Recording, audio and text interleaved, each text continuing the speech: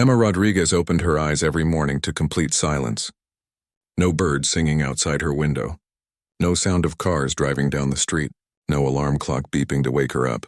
She had never heard any of these things. She had been born deaf, and silence was all she had ever known. She was 17 years old now. She lived with her parents and her younger brother in a small house in Boston. Her brother's name was Carlos, and he was 14. Carlos could hear perfectly fine. So could her parents.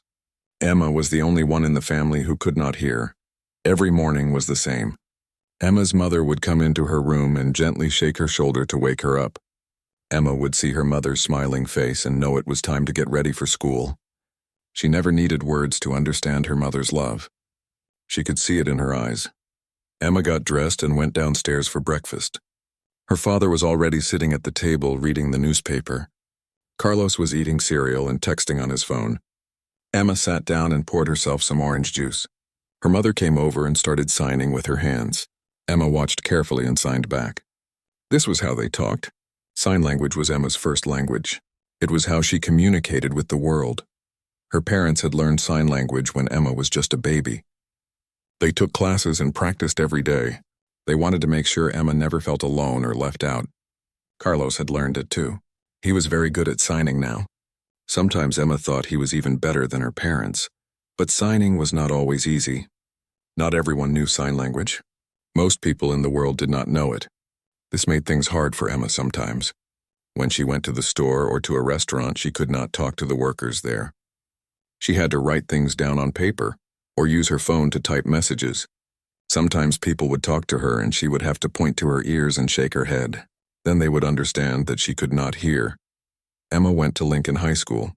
It was a big school with over 2,000 students. She was one of only 3 deaf students there. The school had given her an interpreter. The interpreter's name was Miss Johnson, and she was wonderful. She would sit next to Emma in every class and sign everything the teacher said. She also signed what the other students said during discussions. Emma loved learning. She was very smart and got good grades in all her classes. Her favorite subject was art. In art class, she did not need an interpreter as much. She could just create and express herself through painting and drawing. Her art teacher, Mrs. Chen, always said that Emma had a special gift. She said Emma could paint feelings and emotions that other people struggled to show. Emma's paintings were beautiful. She used bright colors and bold brushstrokes. She painted what she felt inside. Sometimes she painted the ocean, with its powerful waves and deep blue water. Sometimes she painted faces with strong emotions. Sometimes she painted abstract shapes that seemed to dance across the canvas. Mrs. Chen had entered some of Emma's paintings in art competitions, and Emma had won several awards. But even though Emma was successful in school and had friends and family who loved her, she sometimes felt like something was missing. She would watch people listening to music and she wondered what it was like. She saw how music made people feel things. She saw them smile when a good song came on. She saw them cry during sad songs. She saw them dance and move their bodies to the rhythm. Emma's brother Carlos played the violin. He had been playing since he was 7 years old. Every day after school he would go to his room and practice. Emma would see him through the open door, moving the bow across the strings, his fingers pressing down on different spots. She knew he was making music, but she could not hear it. She could only see the movement and the concentration on his face. Sometimes Emma would walk over to Carlos while he was playing. She would put her hand on the violin or on his shoulder. She could feel the vibrations. The violin would shake and hum against her palm. It was not the same as hearing, but it was something. It was a way for her to connect with the music even if she could not hear it. Carlos would smile when she did this. He would keep playing and let her feel the vibrations. Sometimes he would play slower or faster, and Emma could feel the difference. The vibrations would change. They would become gentler or stronger. Emma loved these moments with her brother. They were special moments when she felt close to the world of sound, even though she could not enter it. Emma had friends at school, but not many. It was hard to make friends when you could not hear. Most students at Lincoln High did not know sign language. They would try to talk to Emma, but it was difficult. They would have to write things down or type on their phones. Some students were patient and kind. They would take the time to communicate with Emma. But others would just give up. They would smile politely and walk away. Emma's best friend was a girl named Sarah. Sarah had been learning sign language for 2 years now. She was not perfect at it, but she tried hard. Sarah and Emma would eat lunch together every day. They would sit at their usual table near the window and sign to each other. Sarah would tell Emma about her day, about her classes, about the boys she liked. Emma would tell Sarah about her art projects and her family. Sarah was fascinated by Emma's world. She would ask Emma questions about what it was like to be deaf. Emma would explain that it was not sad or bad. It was just different. She would tell Sarah that she did not miss hearing because she had never had it. You cannot miss something you have never experienced, but that was not entirely true. Emma did wonder about sound. She wondered about it all the time. She had read books about music. She had watched videos online about how sound worked. She knew that sound was made of vibrations traveling through the air. She knew that different sounds had different frequencies. She knew that music was a combination of sounds arranged in a specific way. But knowing these facts was not the same as experiencing sound. Emma could read 1,000 books about music, but she would still not know what a song actually sounded like. It was like trying to understand what chocolate tastes like by reading the ingredients on a wrapper.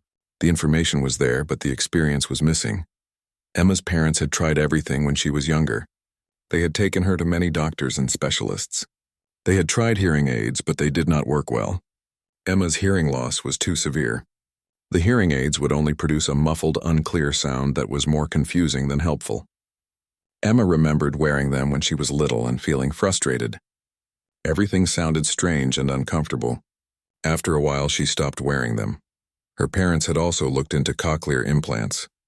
These were special devices that could be surgically placed in the ear to help some deaf people hear. But the doctors said that Emma's auditory nerves were different. They had an unusual structure that made traditional cochlear implants unlikely to work. The doctors told her parents that there was nothing they could do. Emma would remain deaf. Emma's parents had been sad about this news, but Emma was not. She did not understand why everyone thought being deaf was such a terrible thing. She was happy. She had a good life. She had a loving family, good friends, and talents that made her special. She did not need to hear to be complete, but sometimes, late at night, Emma would lie in her bed and think about music. She would imagine what it might sound like. She would try to picture it in her mind.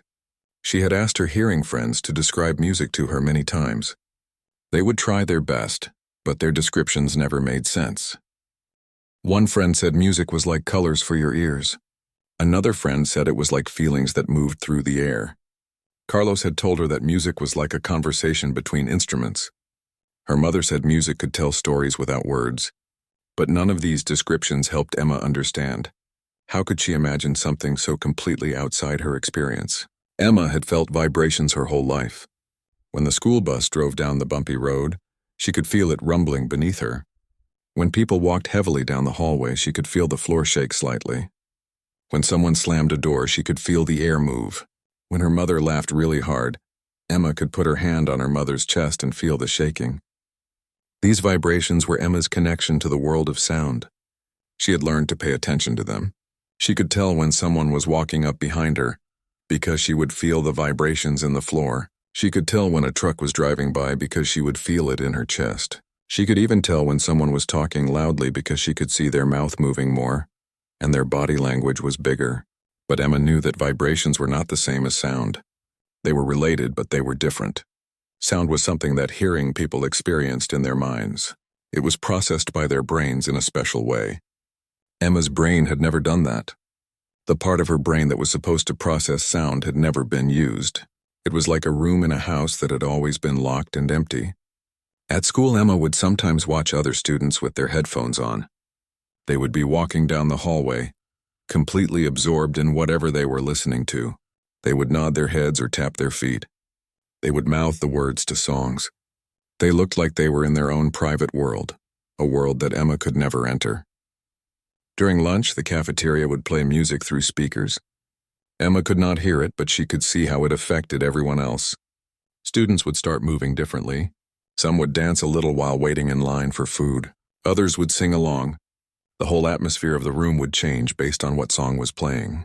Emma could see all of this happening around her, but she was not part of it. She was an observer looking in from the outside. In her art class, Mrs. Chen would sometimes play music while the students worked on their projects. She would ask the students to paint or draw based on how the music made them feel. Emma would sit there with her paints and canvas watching the other students work. They would create art inspired by the music. Emma would create art inspired by silence. Her paintings were different from everyone else's, and Mrs. Chen said that made them special. Emma had learned to read lips when she was younger. She was quite good at it now. She could understand a lot of what people were saying just by watching their mouths move. But lip reading was not perfect. Some words looked the same on the lips. Some people talked too fast or mumbled. Some people covered their mouths when they talked. And lip reading only worked if Emma could see the person's face. If someone was talking to her from behind or from another room, she would have no idea they were speaking. Emma's parents were very protective of her. They worried about her safety. They worried that she would not hear a car honking or a fire alarm or someone calling for help. They had installed special lights in their house that would flash when the doorbell rang or when the smoke detector went off. Emma's bedroom had a vibrating alarm clock that would shake her bed to wake her up. Her phone had a bright flashing light for notifications. The world was set up for hearing people, and Emma's family tried to adapt it for her. But they could not change everything. They could not make the world suddenly accessible to someone who could not hear. Emma had to navigate a hearing world every single day, and sometimes it was exhausting. There were many times when Emma felt frustrated. She would see a funny video online, but it was all dialogue and no captions. She would miss it. She would go to a movie theater, and they would not have a captioned showing. She would have to wait or miss the movie entirely. She would be at a family gathering and everyone would be talking at once. Emma would try to follow the conversation, but it was impossible. She would just sit there smiling and nodding, feeling left out. But Emma tried not to complain. She knew her parents and Carlos did their best to include her. They would always make sure she understood what was going on. At family dinners, they would take turns signing to her, catching her up on the conversation. When they watched TV together, they would turn on the captions. When they went places, they would make sure Emma could see everyone's faces so she could read lips. Emma's father worked as an accountant and her mother was a nurse. They worked hard to provide for their family. They had spent a lot of money over the years on Emma's medical appointments and special equipment. They never complained about it. They just wanted Emma to have the best life possible. Carlos was a good brother. He sometimes got annoyed with Emma, the way all younger siblings do, but he loved her. He would defend her at school if anyone made fun of her for being deaf. He would help her with things she could not do alone. And he would share his world of music with her through vibrations and through his passionate descriptions. Emma sometimes wondered what her life would be like if she could hear. Would she be a different person? Would she still love art as much? Would she have more friends? Would she understand the world better? These questions floated through her mind, but she never dwelled on them for too long. There was no point in wishing for something that was impossible. Or at least that was what she had always believed. Emma had accepted that she would live her entire life in silence. She had made peace with it. She had built a good life within the boundaries of her deafness. She had found ways to be happy and successful. But everything was about to change. Emma did not know it yet, but her life was about to take a turn that would shake everything she thought she knew about herself and her world. A possibility was emerging, hidden in the future, waiting for her. And when it arrived, it would change everything. The envelope arrived on a Tuesday afternoon in late October. Emma was doing her homework in the living room when her mother came in, holding a large white envelope. Her mother's face looked serious but also excited. She sat down next to Emma and signed that they needed to talk about something important. Emma felt her stomach tighten with worry. Had she done something wrong? Was someone sick? Her mother must have seen the concern on her face because she quickly smiled and shook her head. This was not bad news, she signed. This was something they needed to discuss as a family. That evening, after dinner, Emma's parents asked her and Carlos to stay at the table. Her father cleared away the dishes while her mother pulled some papers out of the white envelope. Emma watched as her mother laid the papers on the table. They were medical documents with lots of complicated words and diagrams of the human ear. Emma's mother began to sign slowly and carefully. She explained that she had received a letter from Boston Medical Center. A doctor there had been reviewing old patient files as part of a research project. The doctor's name was Dr. Sarah Okonkwo, and she specialized in auditory disorders and hearing restoration. Dr. Okonkwo had found Emma's file from 7 years ago, when Emma's parents had taken her for cochlear implant consultations. Back then, the doctors had said that Emma's auditory nerves were structured in an unusual way that made traditional cochlear implants unlikely to work. The family had been told there was nothing that could be done. They had accepted this and moved on with their lives. But Dr. Okonkwo was working on something new. She had been developing an experimental device for the past 5 years. It was called a neural auditory processor, and it was different from regular cochlear implants. Instead of just sending signals to the auditory nerve, this device could work around damaged or unusually structured nerves. It could stimulate the brain's auditory cortex directly in some cases, or use alternative neural pathways in others. Emma's mother paused in her signing and looked at Emma carefully. Dr. Okonkwo believed that Emma might be a good candidate for this experimental device. She wanted to meet with the family to discuss the possibility. There would be tests and scans to see if Emma's specific condition was compatible with the technology.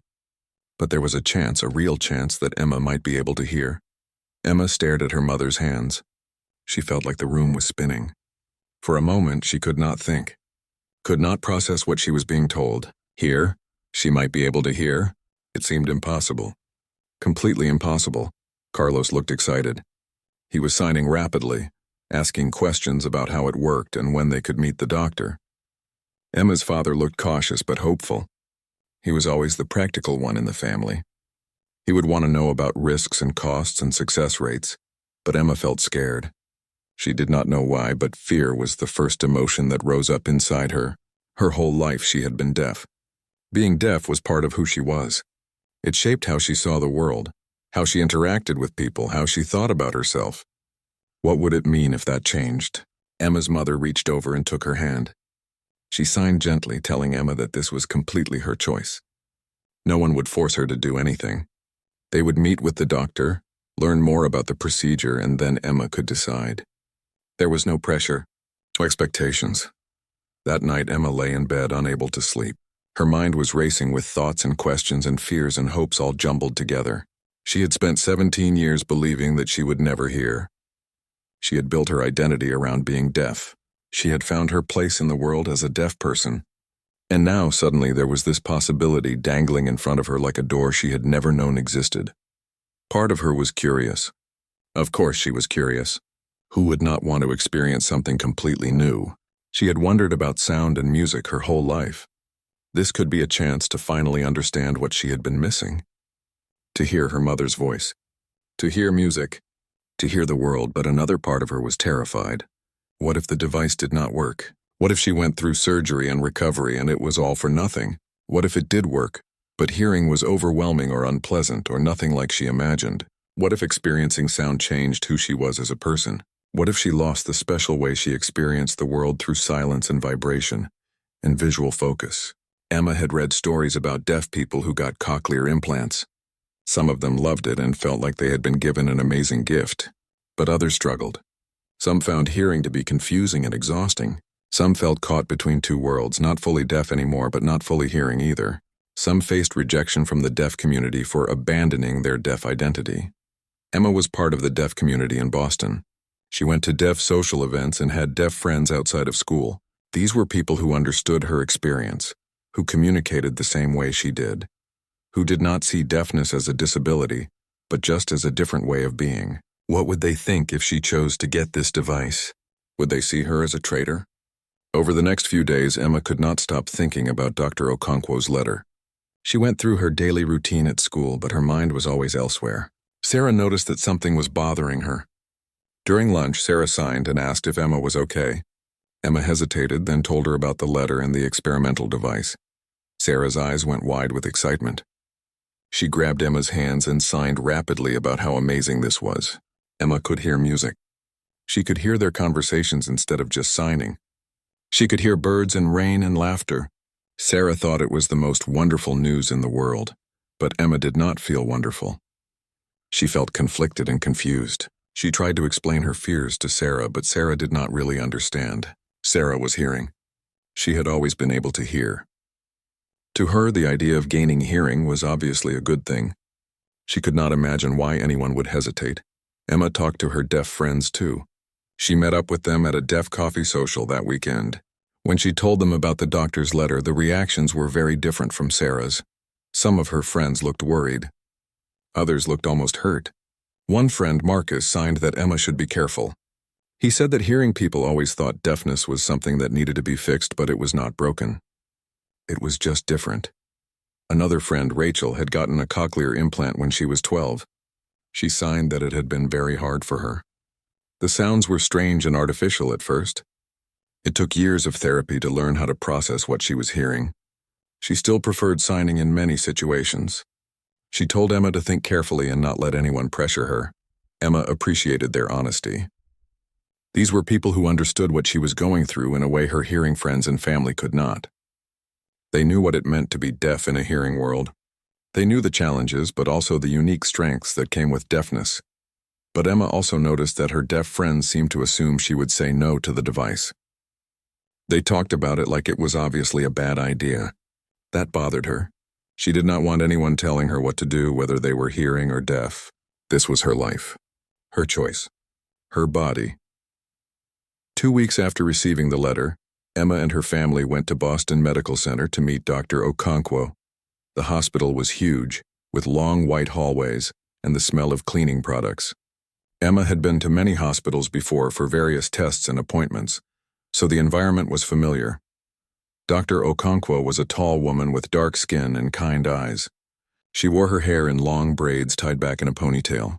She greeted Emma's family warmly and invited them into her office. She had an interpreter there who would sign everything for Emma. The interpreter introduced herself as Jessica. Dr. Okonkwo began by explaining her research. She had been working on neural auditory devices for the past 5 years. She showed them diagrams and brain scans and technical papers. Emma's father asked many questions about how it worked and what the risks were. Her mother wanted to know about the recovery process and the success rate. Emma mostly just watched and listened through Jessica's signing. Dr. Okonkwo explained that the device had been tested on 32 patients so far. Of those, 27 had experienced some level of hearing restoration. The results varied widely. Some patients could hear almost normally with therapy and adjustment. Others could only hear basic sounds and needed to continue relying on lip reading and sign language. 5 patients had no improvement at all. The doctor was very honest about the risks. This was brain surgery. There could be complications. There could be infections. There could be side effects like dizziness or headaches. And there was no guarantee it would work for Emma specifically. They would need to do extensive testing first to see if she was a good candidate. Dr. Okonkwo looked directly at Emma when she said the next part. Jessica signed as the doctor spoke. This was not about fixing Emma. Emma was not broken. Deafness was not a disease. This was simply about offering an option, a choice. If Emma wanted to experience hearing, this technology might make that possible. But if Emma was happy with her life as it was, that was completely valid too. The doctor would not judge her either way. Emma felt relieved hearing this. Dr. Okonkwo was not like the other doctors she had met when she was younger. Those doctors had talked about her deafness like it was a tragedy, something that needed to be cured. Dr. Okonkwo understood that it was more complicated than that. Over the next month, Emma underwent a series of tests. She had MRI scans of her brain. She had CT scans of her auditory nerves. She had neurological exams and cognitive tests. The doctors needed to map out exactly how her auditory system was structured and whether the device could work with it. During this time, Emma did a lot of research on her own. She read everything she could find about neural auditory devices, about hearing restoration, about the experiences of people who had gone from deaf to hearing. She watched videos and read blog posts and joined online forums. She learned that hearing was not just about having sounds enter your ears. It was about your brain learning to process and interpret those sounds. Babies who were born hearing spent their first years of life learning what different sounds meant. They learned to distinguish between their mother's voice and their father's voice. They learned to identify the sound of a dog barking versus a cat meowing. They learned to understand language through hearing it repeatedly. Emma had never done any of that. Her brain had developed differently. Even if the device allowed sound to reach her auditory cortex, her brain would need to learn from scratch how to make sense of it. It would be like being a baby again in some ways, learning a completely new skill that everyone else had learned years ago. The idea was both exciting and terrifying. Emma had always been a good student. She worked hard and learned quickly. But this would be different. This was not like learning math or history or Spanish. This was retraining her brain to process sensory information in a completely new way. Dr. Okonkwo had recommended that Emma start meeting with a therapist who specialized in working with deaf patients considering hearing restoration. The therapist's name was Dr. Michael Torres. He was hearing but had worked with the deaf community for over 20 years. He knew sign language fluently. Emma met with Dr. Torres once a week. They would talk about her feelings, her fears, her hopes, her questions. Dr. Torres never tried to convince her one way or the other. He just helped her explore her own thoughts and feelings about the decision. In one session, Emma signed that she felt guilty. Dr. Torres asked her why. Emma explained that she had other deaf friends who would never have this opportunity. They could not afford experimental treatments, or their specific type of deafness was not compatible with any existing technology. It did not seem fair that she might get to hear when they could not. Dr. Torres nodded thoughtfully. He signed that it was natural to feel that way, but she should not make her decision based on guilt. Her getting the device would not take anything away from anyone else, and her refusing it would not help others who did not have the option. The only question that mattered was, what did Emma want for herself? That question stayed with Emma. What did she want? She had spent so much time thinking about what others wanted for her, what others expected of her, what would be fair or right. But what did she actually want in her heart? After all the tests were complete, Dr. Okonkwo called the family back for a consultation. She had good news. Emma was a good candidate for the neural auditory device. Her brain structure was compatible with the technology. The surgery was possible. The doctor could not promise it would work, but there was a reasonable chance of success. Now came the hardest part, making the actual decision. Emma had all the information. She knew the risks and the potential benefits. She knew the recovery process. She knew what life might be like afterward. But knowing all of that did not make the choice any easier. Emma's parents told her again that this was completely her decision. They would support her no matter what she chose. Carlos said he thought she should do it, but he understood if she did not want to. Sarah and her other hearing friends were all encouraging her to try it. Her deaf friends were more cautious, warning her about the challenges. Emma spent a lot of time alone, thinking. She would sit in her room and look at her paintings. She would go for long walks around her neighborhood, feeling the ground beneath her feet and watching the world move around her in silence. She would lie in bed at night with her hands resting on her chest, feeling her heartbeat. She thought about music. She thought about her brother's violin. She thought about all the times she had felt left out when everyone else was listening to songs or talking about bands or singing along to something. She thought about what it would be like to finally understand what they were experiencing. But she also thought about losing her silence. Silence had been her constant companion her whole life. It was peaceful. It was familiar. It allowed her to focus in ways that hearing people could not. When she painted, she was completely immersed in the visual world with no auditory distractions. When she read, she was absorbed totally in the words. When she observed people, she noticed body language and facial expressions that others missed because they were distracted by sound. One evening, Emma asked her mother to tell her what sound was like. Her mother thought for a long moment, then signed a description. She said sound was like having another dimension added to the world. It gave you information about things you could not see. It connected you to distant things. It filled empty spaces with presence. But it could also be overwhelming, and sometimes you wished for quiet. Emma asked Carlos what music was like. He signed that music was like emotions in motion. It could make you feel happy or sad or excited or calm. It could remind you of memories. It could express things that words could not say. He wished he could share it with Emma more than anything. Emma asked her father what the hardest thing about hearing was. Her father looked surprised by the question. He thought about it and signed that hearing could be distracting. There was always noise, always something demanding your attention. You could not turn it off unless you wore earplugs or went somewhere very quiet. Sometimes he envied Emma's ability to just close her eyes and be in perfect silence. All of these conversations helped Emma understand the complexity of her choice.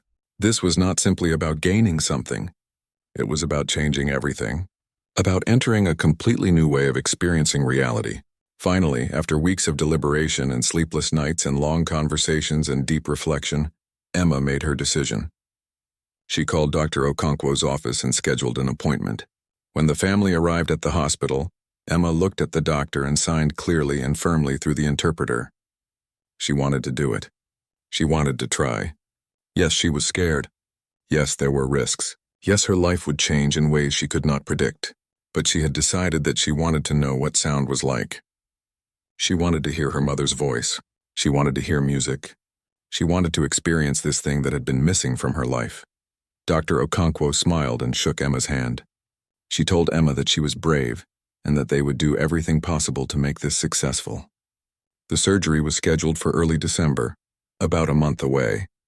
Emma would have her 18th birthday on December 10th, just 5 days after the procedure. That night, Emma sat with her family in the living room. They did not talk much. They just sat together, feeling the weight and significance of what was coming. Emma looked at each of their faces, her mother with her gentle eyes, her father with his steady presence, Carlos with his supportive smile. These were the people who loved her most in the world. Emma wondered what their voices would sound like. She tried to imagine it but could not. Soon she would not have to imagine anymore. Soon everything would change. The thought filled her with equal parts excitement and terror. But she had made her choice, and she was ready to see where it would lead her. The surgery took place on December 5th, just before sunrise. Emma had not slept well the night before. She kept waking up every hour, her mind racing with thoughts about what was coming. When her mother came to wake her at 4 in the morning, Emma was already awake, staring at the ceiling. They drove to Boston Medical Center in darkness. Emma sat in the back seat with Carlos while her father drove, and her mother sat in the passenger seat. Nobody signed much during the drive. There was not much to say. Everything that could be said had already been said over the past month. Now it was just time to go through with it. The hospital was quiet at that early hour. Most of the staff were just arriving for their shifts. Emma checked in at the reception desk and was given a hospital bracelet with her name and date of birth. A nurse came to take her to the pre-surgery area. Emma's family followed behind.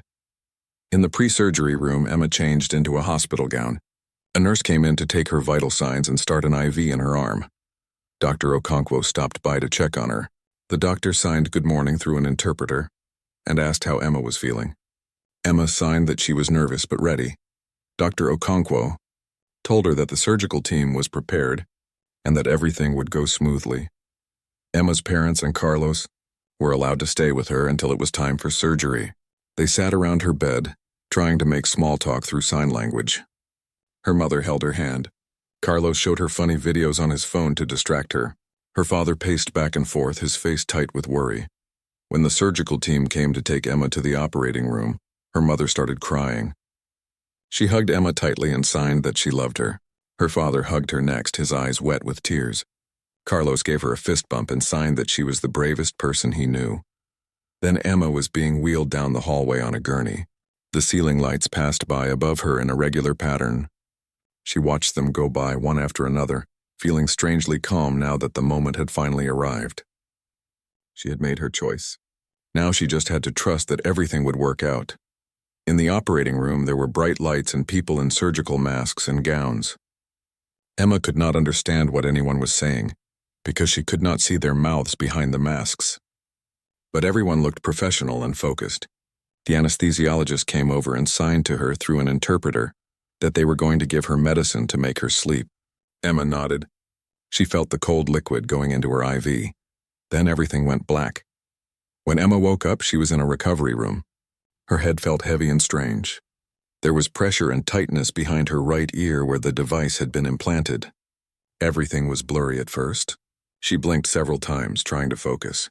A nurse appeared above her, checking monitors and writing notes on a chart. Emma's mother was suddenly there, taking her hand and squeezing it.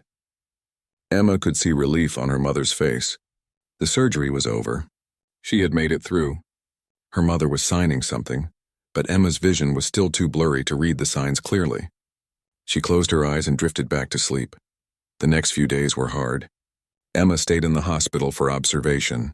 Her head hurt constantly despite the pain medication. She felt dizzy when she tried to sit up. The surgical site behind her ear was bandaged and sore. She could not wash her hair. She could not lie on her right side. Everything felt uncomfortable and wrong, but the doctors said her recovery was going well. There were no signs of infection or complications. The device had been successfully implanted. Now it was just a matter of healing before they could activate it. Emma would need to wait 3 weeks for the surgical site to heal completely. Then she would come back for the activation appointment. Emma went home after 3 days in the hospital. Her bedroom felt like a safe haven. She slept a lot during those first days. Her body was exhausted from the surgery and the medication. When she was awake, she would lie in bed and read or draw in her sketchbook.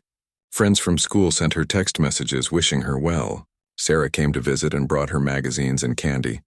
The 3 weeks of waiting felt longer than the months of decision-making had felt. Emma was impatient now. The surgery was done. The device was in her head. But it was not turned on yet. She could not hear anything. She was still living in the same silent world she had always known. Part of her wondered if maybe the surgery had been for nothing. What if the device did not work? What if she had gone through all of this for no reason? Dr. Torres, the therapist, came to visit Emma at home during her recovery. He wanted to check on her mental state and help her prepare for the activation. He signed that it was normal to feel anxious during this waiting period. He reminded her that activation day would be intense and possibly overwhelming. He told her to keep her expectations realistic. This was not going to be like flipping a switch and suddenly hearing perfectly. It would be the beginning of a long process of learning and adjustment. Emma appreciated his honesty. Everyone else seemed to think that activation day would be magical and perfect. But Dr. Torres understood that the reality would be more complicated. Emma trusted him. He had never sugar-coated anything or made promises he could not keep. Finally, the day arrived. December 28th, Activation Day. Emma had been waiting for this moment for 3 weeks. She got dressed carefully that morning, choosing comfortable clothes because she did not know how long the appointment would take or how she would feel afterward. Her whole family was coming with her to the hospital. The drive to Boston Medical Center felt different this time. Emma looked out the window at the winter landscape. Snow covered everything in white. The trees were bare. The sky was gray. She wondered what all of this would be like with sound added to it. Would she hear the car's engine? Would she hear the wind? Would she hear the tires on the road? At the hospital, they checked in and were directed to Dr. Okonkwo's audiology clinic. The waiting room had several other patients, some with visible hearing devices. Emma wondered about their stories. Were they deaf like her? Were they here for the same kind of activation? How many of them had been successful? A woman called Emma's name. Not that Emma heard it, but her mother touched her shoulder and pointed. They followed the woman down a hallway to a small room with lots of equipment. Dr. Okonkwo was there along with 2 audiology technicians. There was also an interpreter named David, who would sign everything for Emma.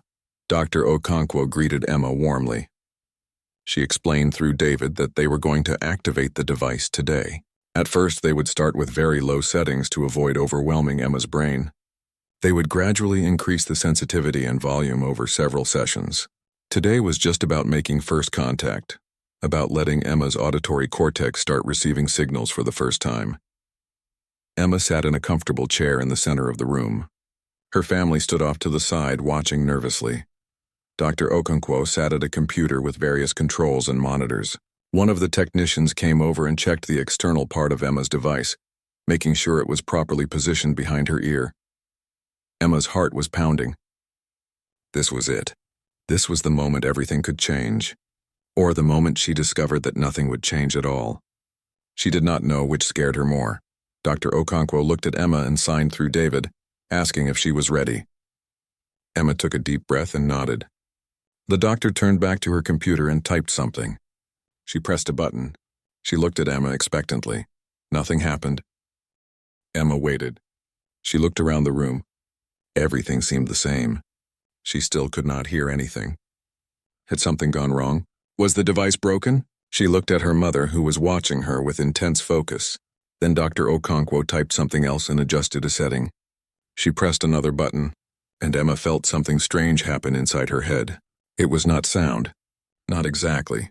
It was more like a sensation she had never experienced before.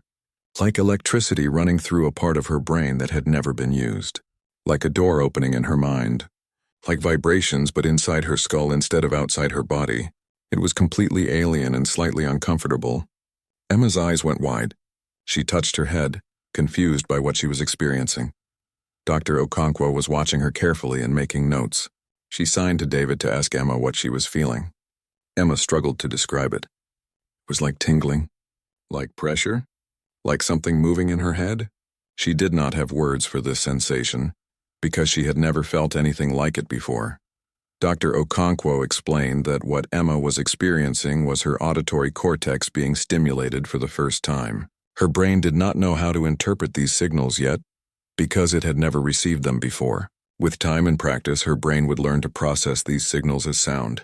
But right now it was all new and strange. The doctor continued making adjustments. Emma kept feeling these weird sensations in her head. Sometimes they were stronger, sometimes weaker. Sometimes they felt sharp, sometimes dull. It was exhausting and confusing. After about 20 minutes, Emma signed that she needed a break. Everything felt overwhelming. Dr. Okonkwo turned the device to a lower setting and gave Emma some water. The doctor explained that this was completely normal. The brain needed time to adjust. They would continue the activation process slowly over the next hour. Then Emma would go home and rest. Over the next several weeks, she would come back for more sessions to gradually increase the device's sensitivity. They continued the activation process. Dr. Okonkwo started making different kinds of sounds in the room. She clapped her hands. She tapped on the desk. She played simple tones from the computer. Emma experienced different sensations with each sound, but she still could not identify what they were. Her brain could not yet connect the sensations to their sources. Then Dr. Okonkwo did something different. She started talking. Emma could see the doctor's lips moving behind her mask, and she felt a new kind of sensation in her head. It was rhythmic and flowing like waves. It matched the movement of Dr. Okonkwo's lips. Emma stared, fascinated and confused. David, the interpreter, signed that Dr. Okonkwo was speaking. What Emma was experiencing was the sensation of speech. Again, it was not yet sound in the way hearing people experience it, but it was the raw input that her brain would eventually learn to process as someone talking. Emma's mother could not contain herself anymore. She stepped forward and started speaking. Emma could see her mother's lips moving, and she felt those same wave-like sensations in her head. She knew intellectually that this was her mother's voice, but she could not understand it, could not make sense of it. It was just sensation without meaning. Emma started crying. She did not know why. It was all too much. Too strange. Too overwhelming. Too different. This was nothing like what she had imagined. She had thought hearing would be like suddenly understanding something, but instead it was like being given pieces of a puzzle with no picture to guide her. She could feel that something was happening, but she could not understand what it meant. Dr. Okonkwo turned the device down to an even lower level. She signed to Emma that it was okay to feel overwhelmed. This was a huge adjustment. The brain needed time. There was no rush. They would take it slow. After another 30 minutes of gradual activation and testing, Dr. Okonkwo decided that was enough for the first session. She gave Emma instructions for the next few days. Emma should wear the device for only a few hours each day at first. She should start in quiet environments with just 1 or 2 sound sources. She should not go anywhere loud or crowded. She should keep a journal of what she experienced and how she felt. Most importantly, Dr. Okonkwo emphasized that Emma should not get discouraged. Learning to hear as a nearly 18-year-old was completely different from being born with hearing. It would take months of therapy and practice for her brain to learn how to process auditory information. Some things might come quickly, others might take years. Everyone's journey was different. Emma nodded, but she felt defeated. She had built this up in her mind as a magical moment when everything would suddenly make sense. But the reality was messy and confusing and uncomfortable. She felt disappointed in herself for feeling disappointed. The drive home was quiet. Emma's family did not know what to say. They had all witnessed how overwhelming the activation had been. Emma sat in the back seat with the device turned off now, back in her familiar silence. She felt exhausted and confused. Part of her wondered if she had made a huge mistake. At home, Emma went straight to her room. She lay on her bed and stared at the ceiling. Her head felt strange, like something had been rearranged inside it. She could still feel the ghost of those weird sensations from the activation. She did not understand what had happened or what any of it meant. Her mother came in after a while and sat on the edge of the bed. She signed that it was okay to feel confused and overwhelmed. She said that today was just the beginning. It would get better with time and practice. Emma signed back that she did not know if she could do this. It was too hard. Too strange. She felt stupid for not being able to understand what she was experiencing. Her mother took Emma's hands and looked her directly in the eyes. She signed that Emma was not stupid. She was incredibly brave. She had just experienced something completely new for the first time. Of course it was confusing. Of course it did not make sense yet. But Emma was smart and strong, and she would learn. They would all help her. Emma hugged her mother and cried. She let out all the fear and disappointment and confusion she had been holding in. Her mother just held her and let her cry. After a while, Emma felt a little better. The overwhelming feeling started to settle. That night, Carlos came to Emma's room. He sat on her bed and signed that he wanted to tell her something. He said that when he first started learning violin, it sounded terrible. He could not make any good sounds come out of the instrument. It was all screeching and scratching. He felt frustrated and wanted to quit. But his teacher told him that learning any new skill feels impossible at first. You just have to keep practicing even when it feels hopeless. Eventually, your brain and body figure it out. Carlos signed that he thought learning to hear was probably like learning to play an instrument. At first, it would be all noise and confusion. But with practice, Emma's brain would learn to make sense of it. She just had to be patient with herself. Emma appreciated her brother's words. He was right. She was expecting too much too fast. She had to remember that hearing people spent their entire lives learning to process sound. She was starting from zero at 17. It would take time. Over the next few days, Emma tried to follow Dr. Okonkwo's instructions. She would turn on the device for an hour or two each day. She would sit in her quiet room and have her mother make simple sounds. A hand clap. A knock on the door. Speaking a single word. Each time, Emma would experience those strange sensations in her head. Slowly, very slowly, she started to notice patterns. Hand claps felt sharp and sudden. Knocking felt heavy and repetitive.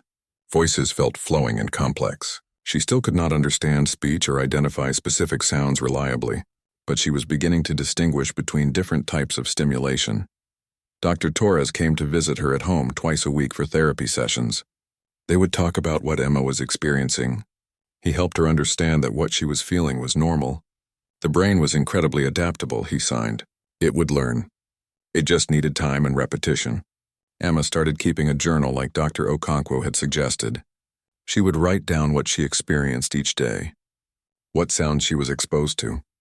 What sensations she felt. How long she wore the device. How she felt emotionally. Looking back at her entries, she could see small improvements. Patterns that were confusing on day 1 made a little more sense on day 5, but it was still so hard. Emma felt like she was back in kindergarten, learning the most basic things that everyone else had known their whole lives. She felt frustrated with herself for not progressing faster. She felt embarrassed when she could not tell the difference between her father speaking and the television being on. 3 weeks after activation day, Emma returned to Dr. Okonkwo's clinic. The doctor tested her progress and made adjustments to the device settings.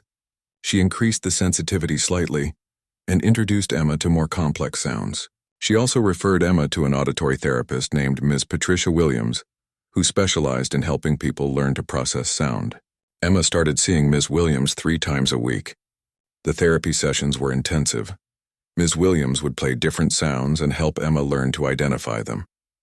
A door closing, water running, a phone ringing, keys jingling, over and over and over. 6 months had passed since the activation.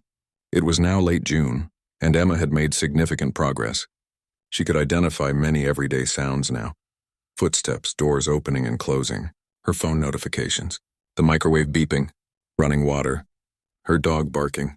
These simple sounds that hearing people never thought twice about were small victories for Emma. Speech was still very difficult. She could sometimes recognize when specific people were talking. Her mother's voice felt different from her father's voice, which felt different from Carlos's voice. But understanding actual words was still beyond her. The sounds of speech blended together in ways that confused her brain. She still relied heavily on lip reading and sign language for communication.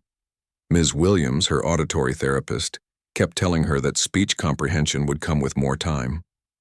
The brain needed thousands of hours of exposure to learn to separate individual words from the flow of speech.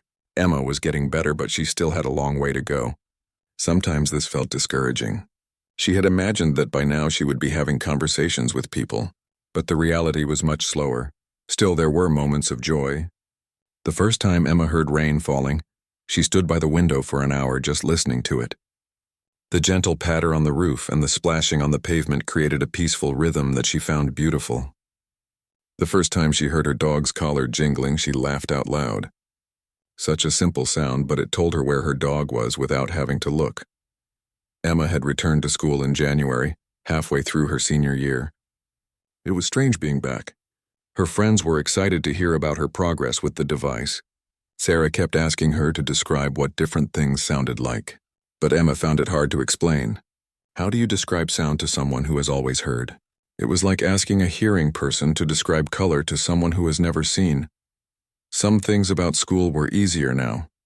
Emma could hear when her phone buzzed in her backpack. She could hear when someone dropped a book behind her. She could hear the bell ringing to signal the end of class. These environmental sounds helped her feel more connected to what was happening around her. But other things were harder. The school hallways were incredibly loud and overwhelming. Hundreds of students talking, lockers slamming, footsteps echoing off the walls. All of these sounds crashed together in Emma's brain like waves of noise. She could not filter them or separate them. After walking through the hallway between classes, Emma would feel exhausted. Sometimes she would go to the bathroom just to have a quiet moment to recover. Biz Johnson, Emma's interpreter, was still with her in all her classes. Even though Emma had the device now, she was nowhere near ready to function without signing. The device was a supplement to her deaf identity, not a replacement for it. She still thought of herself as a deaf person. She still preferred signing. The device was just an additional tool that gave her access to some auditory information. Emma's relationship with the deaf community had become complicated. Some of her deaf friends were supportive and curious about her experience, but others seemed to pull away from her. She overheard through an interpreter some deaf students at a community event saying that she was trying to become hearing, that she was betraying deaf culture. This hurt Emma deeply. She was not trying to stop being deaf.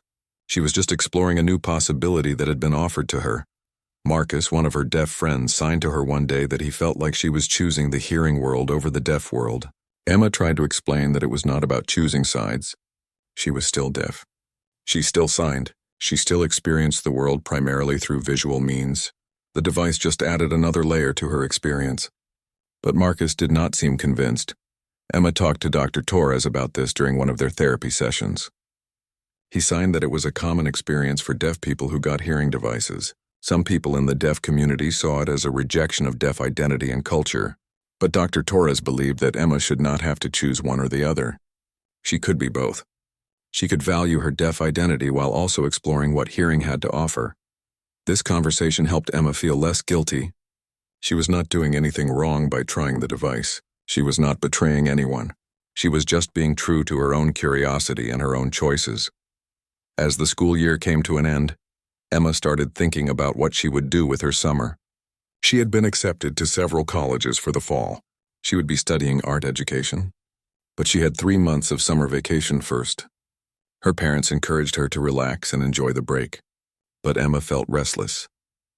One Saturday in late June, Emma decided to go to the community center where Carlos took his violin lessons. She had been there before, but only to pick him up or drop him off. She had never really explored the building. Now with her device, she was curious about the music wing. The community center was a large brick building with studios for various activities. There was a dance studio, an art studio, several music practice rooms, and a small theater. Emma walked through the main hallway, feeling the cool air conditioning and smelling the faint scent of old wood and cleaning supplies. She could hear sounds echoing through the building. Muffled voices. Footsteps on the floor above. Somewhere, someone was playing a violin. Emma could hear it faintly, though she could not tell what song it was or even if it sounded good. To her untrained ear, it was just a series of high-pitched, sustained tones that rose and fell in pitch. Emma followed the hallway toward the music wing. There were several small practice rooms lining both sides of the corridor. Some had their doors open, others were closed. Emma peeked into the open rooms as she walked by. A woman was teaching a young girl how to play the flute. A teenage boy was strumming a guitar. An older man was doing vocal exercises. At the end of the hallway, there was one more practice room. The door was closed, but there was a small window she could look through. Emma walked up and peered inside. The room was empty except for a beautiful grand piano in the center. The piano was black and shiny, its lid propped open to reveal the strings inside. Emma had seen pianos before. She had even touched them, feeling the vibrations when other people played, but she had never really thought about trying to play one herself. What would be the point when she could not hear the music? But now things were different. Now she had the device. Now she could hear at least some sounds. Without really thinking about it, Emma tried the door. It was unlocked. She pushed it open and stepped inside. The room was small and quiet. Just her and the piano. She walked over to it slowly, almost reverently. Up close, it was even more impressive. The keys gleamed white and black in the fluorescent light. The wood was smooth and polished. Emma sat down on the piano bench. She looked at the keys all lined up in their orderly pattern. She knew from reading about music that each key produced a different note. Low notes on the left, high notes on the right. But she had no idea what any of them actually sounded like. She reached out and gently pressed the middle key, the white key in the very center of the keyboard. She had read somewhere that this was called middle C. It was supposed to be the reference point for all other notes. When Emma pressed the key, she heard something that made her freeze. It was unlike anything she had experienced in the past 6 months. All the sounds she had learned to identify, running water, footsteps, doors closing, they all had a complex, messy quality to them. But this was different. This was pure. This was clear. This was singular. The note rang out through the room and through Emma's mind.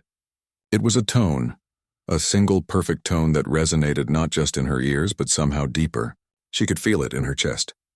She could feel it in her bones. She could feel it in a place inside her that she did not even know existed. Emma lifted her finger and pressed the key again. The same pure tone emerged. She pressed it a third time, harder. The tone was louder but still perfectly clear. She pressed the key next to it. A slightly different tone but equally pure. She pressed another key. And another. Each one produced its own distinct sound, its own unique voice. Emma had tears streaming down her face, though she did not realize it at first. She was too absorbed in what she was experiencing. She moved her hands up and down the keyboard randomly, pressing keys without any pattern or purpose. Each note was a revelation. Each tone was a color she had never seen before, a flavor she had never tasted. The low notes on the left side of the keyboard felt warm and heavy. They vibrated in her chest and stomach. They felt grounding like the earth. The high notes on the right felt light and bright. They sparkled in her head.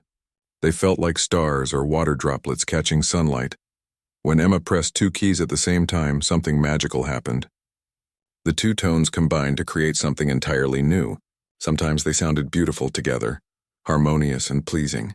Other times they sounded harsh and uncomfortable, clashing against each other. Emma did not know the music theory behind consonance and dissonance, but she could feel the difference. She lost track of time. She did not know if she had been there for 10 minutes or an hour.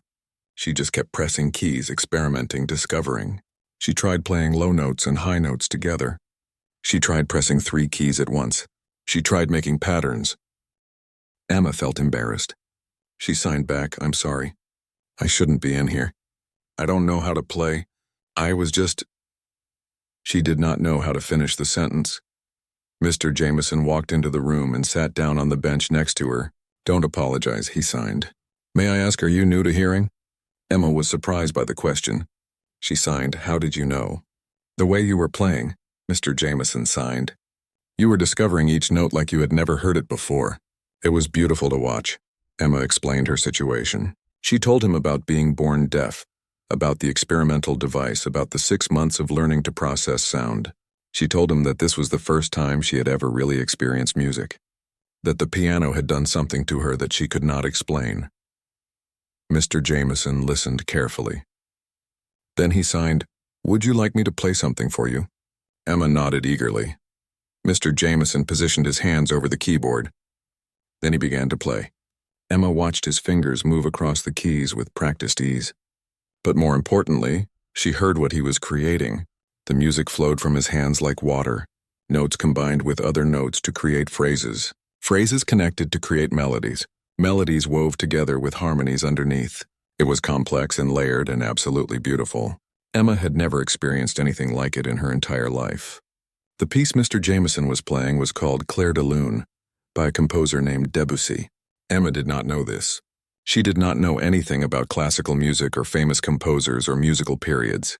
All she knew was that what she was hearing made her chest feel tight and her throat close up with emotion.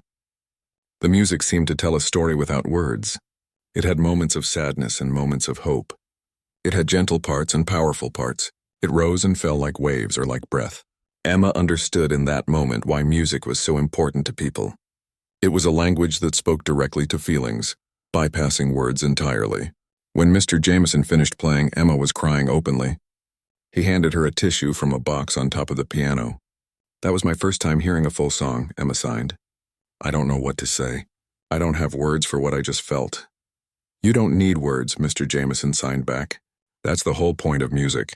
It expresses things that words cannot." They sat in silence for a moment. Then Mr. Jameson asked, "Would you like to learn to play?" Emma looked at him in surprise. "Me? But I just started hearing 6 months ago. I don't know anything about music. I can barely understand speech yet." "Music is different from speech," Mr. Jameson signed. "Speech is about communication and language. Music is about emotion and expression. Some of the greatest musicians in history could not speak well, but they could create incredible music. I think you have something special. The way you responded to those individual notes, the way you just experienced that piece, it showed me that you have a natural sensitivity to music." Emma did not know what to say. Learn to play piano? It seemed impossible. She was already struggling so much with the basics of hearing. How could she possibly learn something as complex as playing an instrument? But Mr. Jameson continued signing. "I've been teaching piano for 40 years. I've taught hundreds of students. Most of them heard music their whole lives before they started lessons. But they took it for granted. They didn't really listen. You, on the other hand, you hear each note like it's precious. You pay attention in a way that most people never learn to do. I think that could make you an extraordinary musician, if you're willing to put in the work." Emma thought about it. She thought about how those pure piano notes had made her feel. She thought about the beauty of Clair de Lune. She thought about how music seemed to express feelings that she had always carried inside, but never been able to share. She thought about her brother Carlos and his violin, and how maybe now she could finally understand what he experienced when he played. "Yes," she signed. "I want to learn." Mr. Jameson smiled broadly. He pulled out his phone and showed Emma his teaching schedule. He had an opening on Tuesday and Thursday evenings at 6 o'clock. Would that work for her? Emma nodded enthusiastically. Before she left that day, Mr. Jameson taught her a few basic things. He showed her how to sit properly at the piano with correct posture. He showed her how to curve her fingers and place them on the keys. He taught her the names of the notes A, B, C, D, E, F, G, and then they repeated. He showed her where middle C was and had her practice finding it with her eyes closed, learning the distance and feel of the keyboard. Then he taught her a simple 5-note scale, just 5 notes going up, C, D, E, F, G. Emma played them slowly, one at a time, listening to how each note was higher than the one before. It was magical. She was making music. It was very simple music, just 5 notes, but she was creating it with her own hands. When Emma finally left the community center, it was early evening. The sun was starting to set, painting the sky in oranges and pinks. She walked to the bus stop feeling like the world had changed somehow. Or maybe she had changed. She could not quite put it into words. On the bus ride home, Emma thought about everything that had happened. 6 months ago, she had received the gift of hearing, but today she had received something else. Something deeper. Today she had discovered that music could speak to her soul in ways that words never could. Today she had found a new voice. When Emma got home, Carlos was practicing violin in his room. Emma walked to his doorway and stood there, watching and listening. For the first time, she could actually hear what he was playing. It sounded beautiful. When he finished the piece, Emma knocked on the doorframe to get his attention. Carlos looked up and smiled. Emma signed to him. "I heard you playing." "It was beautiful." Carlos's face lit up with joy. "Really, you could hear it?" "Not perfectly," Emma signed. "But I could hear the melody. I could hear the emotion. I finally understand why you love it so much." Carlos jumped up and hugged her. Then he signed, "Play something for me." "On your violin." Carlos laughed and shook his head. "That's my instrument. You should find your own, Emma smiled. I already did, she signed. Piano. She told him about her afternoon, about wandering into the practice room, about the pure tones of the piano keys, about Mr. Jameson and Claire de Lune, and her first lesson coming up on Tuesday. Carlos listened with excitement, asking questions and making her promise to play for him once she learned a real song. That night, Emma lay in bed with her device still on. Usually, she took it off before sleeping because she found the nighttime sounds of the house distracting. But tonight, she wanted to keep it on. She wanted to stay connected to this new world she was discovering. She could hear the gentle hum of the air conditioning. She could hear her father's footsteps in the hallway. She could hear a car driving by outside. These simple sounds had become familiar over the past 6 months. They were part of her life now, woven into the fabric of her daily experience. But now music was going to be part of that fabric too. Emma closed her eyes and tried to remember the feeling of playing those piano keys. She tried to remember the sound of Mr. Jameson's performance. She tried to imagine what it would be like when she could play a real song herself, when she could create that kind of beauty with her own hands. For so many years, Emma had painted to express herself. Art had been her voice when she had no other voice. But now she was going to have another way to express what was inside her. Now she was going to have music. Emma fell asleep that night with a smile on her face, dreaming of black and white keys and the pure, perfect tones they could create.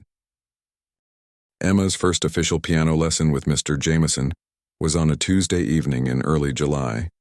She arrived at the community center 15 minutes early because she was too excited to wait at home any longer. She sat on a bench outside the practice room, watching through the window as Mr. Jameson finished teaching his previous student, a young boy who looked about 10 years old. When the boy left, Mr. Jameson opened the door and waved Emma inside. He greeted her with a warm smile and signed, "Ready to begin your musical journey?" Emma signed back, "I've been thinking about nothing else for the past 3 days." Mr. Jameson laughed. He explained that learning piano required patience and consistent practice. Progress would be slow at first, but if Emma dedicated herself to practicing every day, she would be amazed at how much she could accomplish. He asked if she had access to a piano at home. Emma shook her head. Mr. Jameson said that was okay for now. The community center allowed students to reserve practice rooms for free. Emma could come practice here whenever she wanted. That first lesson focused on fundamentals. Mr. Jameson taught Emma about posture, hand position, and finger numbers. Each finger had a number. Thumb was 1, index finger was 2, and so on. He taught her the layout of the keyboard, how the pattern of white and black keys repeated over and over. He explained that black keys were called sharps or flats depending on how you use them. Then they worked on simple exercises, playing one note at a time with different fingers, moving up and down the keyboard in patterns, keeping the wrist relaxed and the fingers curved. It was more physical than Emma had expected. Her hands got tired quickly. Her fingers did not want to move independently at first. But Mr. Jameson was patient and encouraging. At the end of the lesson, Mr. Jameson taught Emma her first real piece of music. It was incredibly simple, just a children's song called Ode to Joy. It used only 5 notes and Emma's right hand only. But when she played it all the way through for the first time, hearing the familiar melody emerge from her own fingers, she felt a rush of pride and joy. "That's music," Mr. Jameson signed. "You just made music." Emma left that lesson feeling energized and motivated. She immediately went to the front desk and reserved practice room time for the next day. The community center allowed her to book the room for 2 hours every afternoon. Emma planned to use every minute of that time.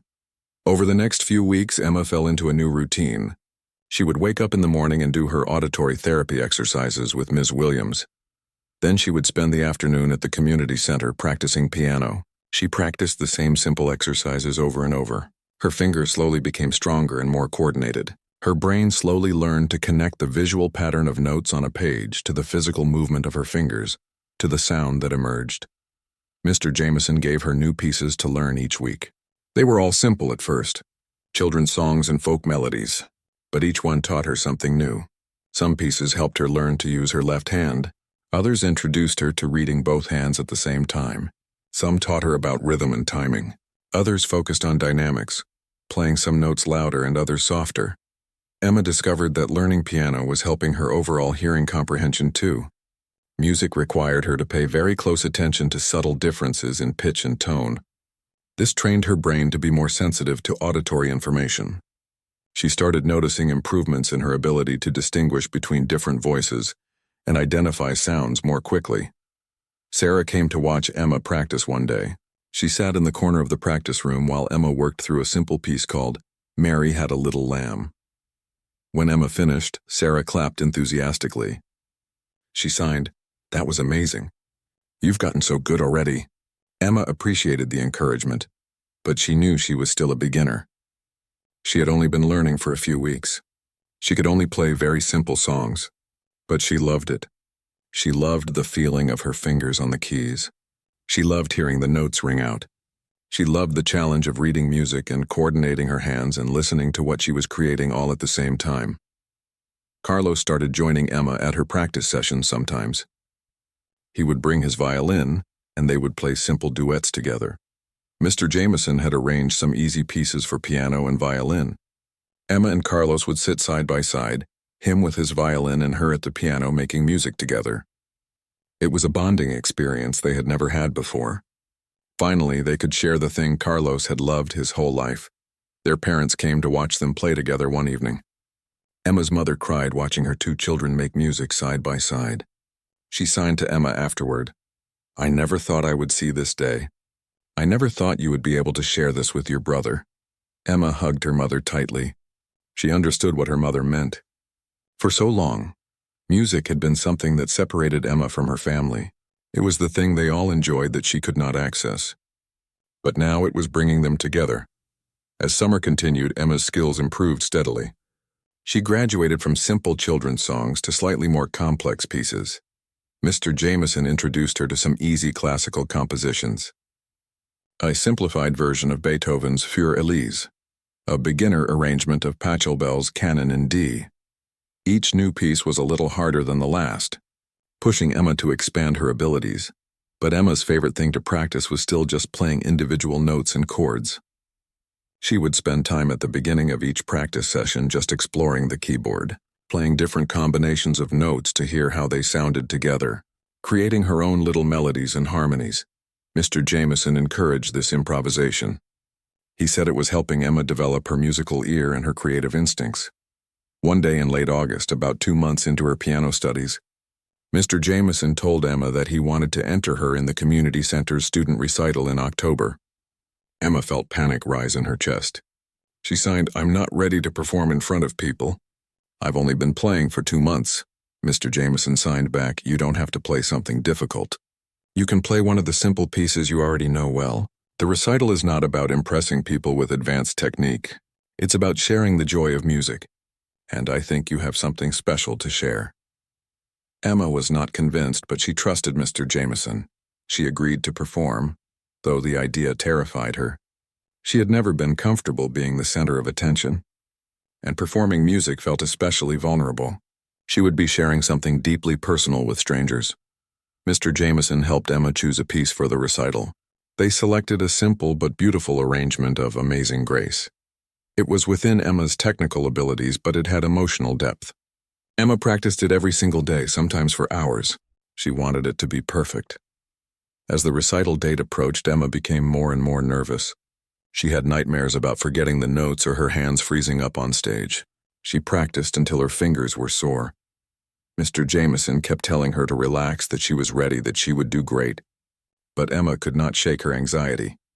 The day before the recital, Emma's auditory therapist, Ms. Williams, noticed that Emma seemed stressed during their session. Emma explained about the piano recital. Ms. Williams signed, "That's wonderful. How are you feeling about it?" "Terrified," Emma signed back honestly. Ms. Williams smiled. "Let me tell you something. A year ago you couldn't hear anything. 6 months ago you couldn't identify basic sounds. Today you're about to perform music on a piano in front of an audience. Do you understand how incredible that is? Do you understand how far you've come?" Emma had not thought about it that way. Ms. Williams was right. A year ago this would have been completely impossible. The fact that she was even attempting this was remarkable. She did not need to be perfect.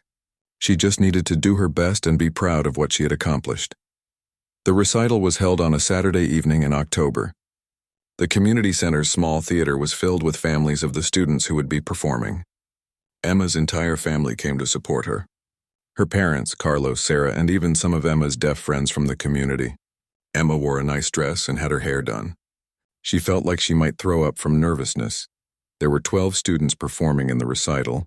Emma was number 8 on the program. She sat in the audience with her family, watching the other students play. Some were very young, maybe 6 or 7 years old. Others were teenagers like her. Some played piano, others played violin or flute or guitar. The skill levels varied widely. When it was finally Emma's turn, Mr. Jameson walked on stage first. He stood at the microphone and spoke to the audience.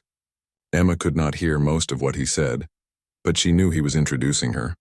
She saw him signing as he spoke, explaining that Emma had been born deaf and had only recently received the ability to hear through an experimental device. She had only been learning piano for 3 months. This was her first time hearing music and her first time performing. The audience applauded as Emma walked on stage. Her legs felt shaky. Her hands were sweating.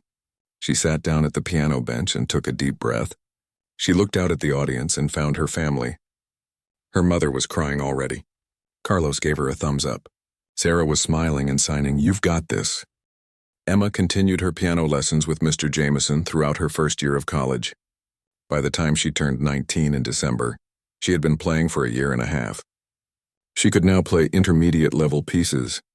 She performed in another recital, playing a movement from a Mozart sonata. It was not perfect, but it was beautiful. Mr. Jameson told Emma that she had progressed faster than most students he had taught. He attributed this to her unique relationship with sound. Because Emma had to consciously learn to hear, she paid attention to music in a way that people who had always heard never did. Every note was intentional. Every phrase was considered. Nothing was taken for granted. Emma's relationship with the deaf community evolved over time. She remained connected to deaf culture and continued to prefer signing in many situations, but she also embraced her identity as someone who could hear. She did not see these as contradictory. She was deaf and she could hear. Both were true. Both were part of who she was. She started a blog where she wrote about her experiences. She wrote about the challenges of learning to process sound, the frustrations and the victories. The way music had changed her life. Her blog attracted readers from all over the world.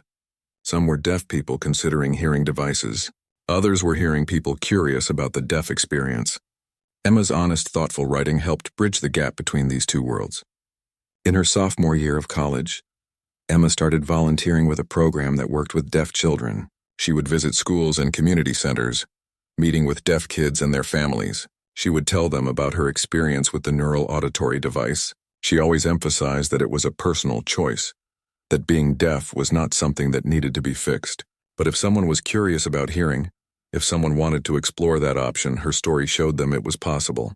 Some families were interested, others were not. Emma respected both positions. She knew that her path was not the right path for everyone.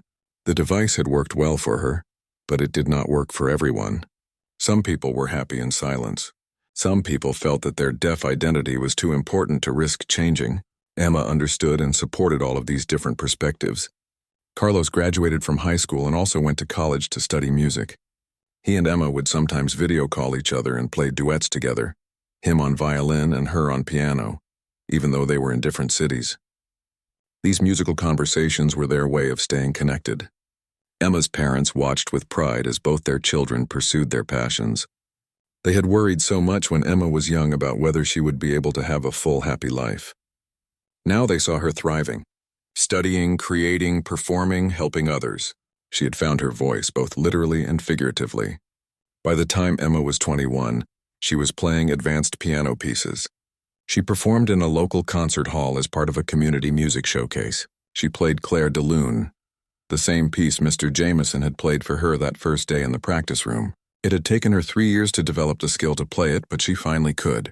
And when she performed it, she poured all of her emotions into it.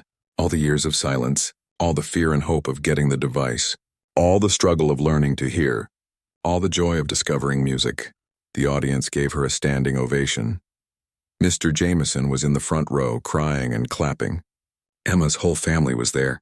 So were many of her deaf friends and her hearing friends. all the people who had supported her on this incredible journey. After the performance, a woman came up to Emma. She had a young daughter, maybe 8 years old, who was deaf.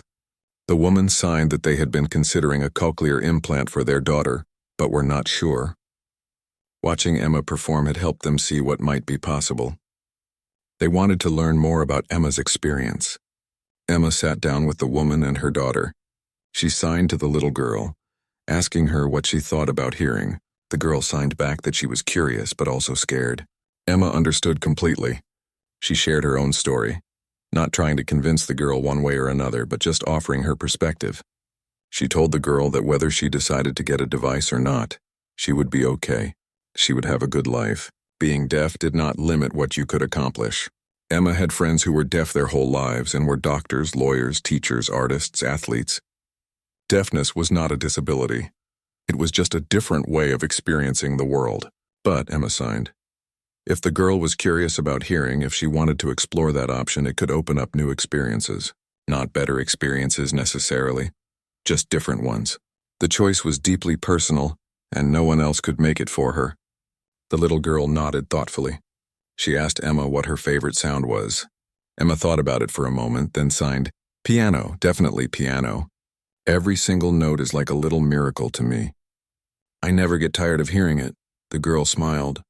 She signed, maybe I'll try piano someday too. Emma smiled back. I hope you do, whether you can hear it or not. Music is for everyone. Looking back on her journey, Emma sometimes could not believe how much her life had changed. 3 years ago, she had been a 17-year-old deaf girl who had never heard a sound. She had been happy, successful, loved, but there had been a longing, a curiosity about the world of sound that she could not ignore.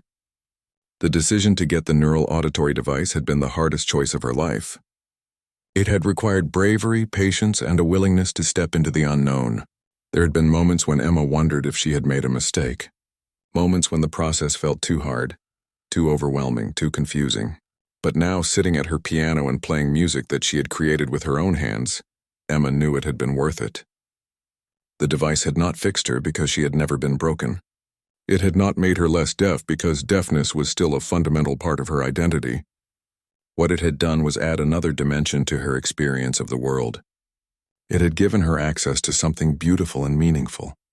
Music had become Emma's second language. Sign language was still her first language, the one she thought in, the one she preferred for deep communication. But music allowed her to express things that even sign language could not capture. The pure emotion of a chord progression, the bittersweet longing of a minor key melody, the triumphant joy of a perfectly resolved cadence. Emma continued to paint too. Art was still central to her identity. But now sometimes she would paint while listening to music. She would let the sounds influence her choice of colors and brush strokes. She would create visual art inspired by auditory experiences. The two modes of expression worked together, each one enriching the other. She graduated from college with her degree in art education. She got a job teaching art at a high school that had both hearing and deaf students. She used both spoken language with captions and sign language in her classroom. She created an inclusive environment where all students could thrive. And twice a week after school, she offered a free piano class for students who wanted to learn. Some of her piano students were deaf or hard of hearing. Some had hearing devices like hers. Others did not but wanted to learn anyway. Emma taught them that music could be experienced in many ways. Through hearing, yes, but also through touch, through vibration, through visual patterns, through the physical sensation of playing an instrument. One of her deaf students without any hearing device became quite good at piano. The girl could not hear the notes she played, but she could feel the vibrations through the instrument and through the floor. She could see the patterns on the page and translate them into finger movements. She created beautiful music even though she could not hear it in the traditional sense. Emma was incredibly proud of her. Emma also continued performing. She played in local concerts and recitals. She never became a professional musician, that was not her goal. But music remained a central part of her life. It was her joy, her therapy, her creative outlet, her way of connecting with others. On the 5th anniversary of her activation day, Emma wrote a long post on her blog reflecting on her journey. She wrote about the challenges and the triumphs, the frustrations and the breakthroughs, the moments of doubt and the moments of clarity. She wrote about how the device had changed her life, but also how it had not changed who she was fundamentally. She ended the post with these words: 5 years ago, I heard sound for the first time. It was confusing and overwhelming and nothing like I expected. I wondered if I had made a mistake.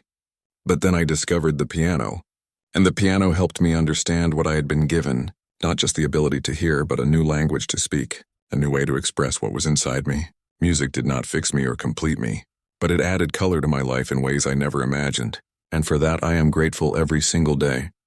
The post got thousands of responses. People from all over the world shared their own stories. Deaf people who had gotten hearing devices. Deaf people who had chosen not to. Hearing people who had learned something from Emma's perspective. Musicians who were inspired by her passion. Parents of deaf children who found hope in her journey. Emma read every single comment. Each story reminded her that her decision to share her experience had value,